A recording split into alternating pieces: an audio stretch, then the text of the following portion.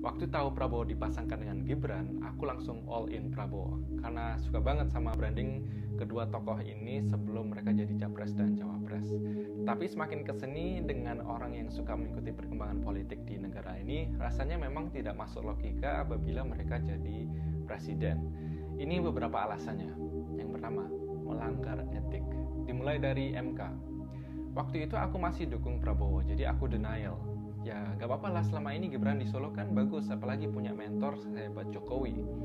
Lah, tapi kok semakin kesini semakin kesana dengan sikap Gibran yang juga selama debat cawapres rasanya jadi kayak sok savage, dan Pak Prabowo yang bilang dasmu etik. Hingga sekarang KPU yang terbukti melanggar etik juga. Ini mereka belum terpilih aja udah banyak melanggar aturan negara, apalagi kalau mereka sudah memiliki kuasa.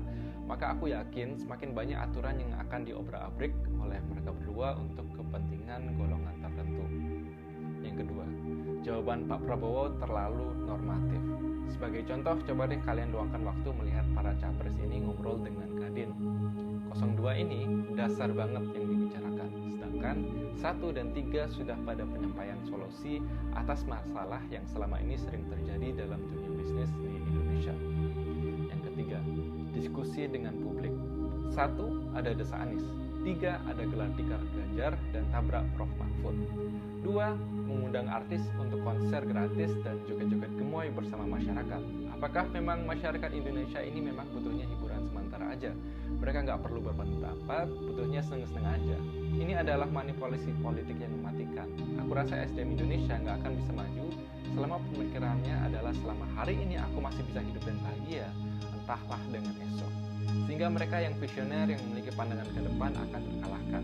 Mereka yang memiliki kecerdasan dan kuasa akan mudah memanipulasi mereka yang mindsetnya hanya kesenangan sementara.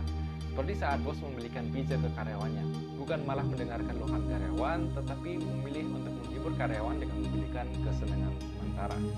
Yang keempat, Prabowo seringkali menghindar dari wartawan, apalagi menolak. Ini akan jadi ancaman untuk demokrasi seandainya dia terpilih. Bisa jadi dia benar-benar membuka media dengan tidak pernah menjawab pertanyaan dari media atau mengklarifikasikan kebijakan yang nanti ia akan terapkan apabila terpilih. Ia akan memilih diam dan banyak menghindar seperti yang ia lakukan saat ini. Ini beberapa poin dari aku kenapa kalian jangan milih 2. Kalian mau pilih Anies atau Ganjar terserah, sama-sama bagus. Siapapun yang lolos pada putaran kedua akan aku dukung sepenuhnya. Itu aja, semoga akal sehat kita semua berjalan dengan baik. Amin.